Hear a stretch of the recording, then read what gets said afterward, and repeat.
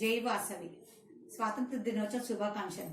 1947 August 15 భారతదేశం 100 ఏళ్ల బానిసత్వం నుంచి విడుదలైనది. దానికి గుర్తుగా స్వాతంత్ర అనంతరం ప్రభుత్వం ఆగస్టు 15 భారత స్వాతంత్ర దినోత్సవంగా జరుపుకుంటాము. 200 ఏళ్ల బ్రిటిష్ పాలన నుంచి విముక్తి కోసం ఎందరో మహానుభావులు సుదీర్ఘ పోరాటం సాగించారు.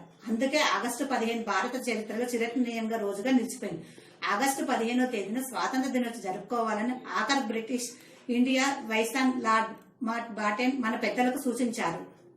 రెండో ప్రపంచ యుద్ధంలో జపాన్ లొంగిపోయి 2వ సంవత్సరం పూర్తయిన సందర్భం ఈ తేదీన ఆయన సూచించారు. జాతీయ గీతం జనగణమనను రవీంద్రనాథ్ ఠాగూర్ రచించారని అందరికీ తెలిసిందే.